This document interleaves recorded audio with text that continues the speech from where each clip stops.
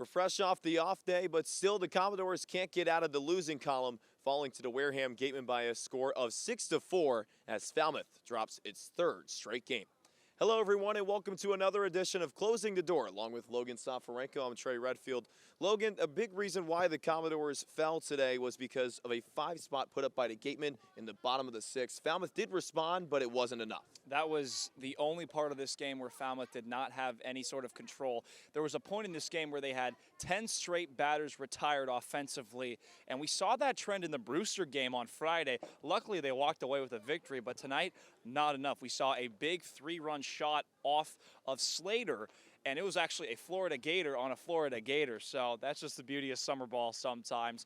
But 6-4 the final. Got to give credit to the 2-out hitting. We saw this with Cross Factor and Jacob Cozart in the early stages of the game to have an RBI double to make it 2-0 at the time, and then later in the game, Jacob Cozart with 2 strikes and 2 outs delivers a 2-run single. So you can take away going into a homestand those positive aspects, but a thing you got to get rid of is the theme of having consecutive batters retired, 10, like I mentioned before. 10 consecutive batters, and that came when Grayson Hitt was on the mound. He got another no decision. We've seen 3 starts from the Alabama lefty, Logan, but he's still 0-0 on the season. Why does it seem like every time the Commodores come up to bat, they don't get enough runs per hit?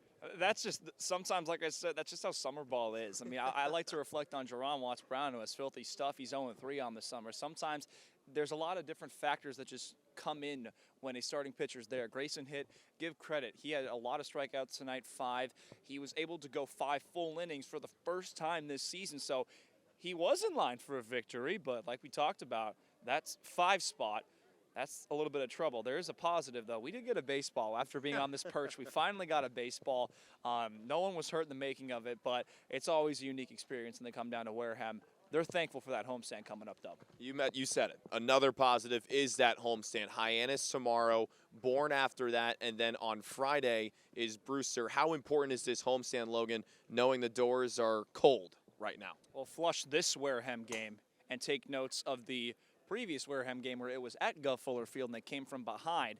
And they showed us they have the grit and the concentration to battle back in counts and deliver clutch hits. Tonight, unfortunately, they couldn't get with it, but we saw this on Saturday at Gov Fuller Field. They came back and won that game, ironically, with a final score of 6-4.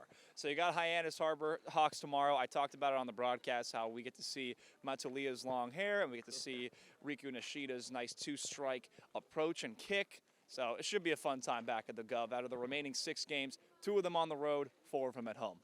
The Commodores will take a homestand any day of the week. It seems like we haven't had one in forever. But you know what? We have it tomorrow, and it starts tomorrow as well. The Commodores taking on the Harbor Hawks. First pitch is set for 6 o'clock at Arnie Allen Diamond at Gov Fuller Field. Be sure to tune in at youtube.com/Falmouth Commodores for all the broadcasts and updates throughout that one. This is Trey Redfield and Logan Soforenko signing off. This has been Closing the Door from Spillane Field in Wareham.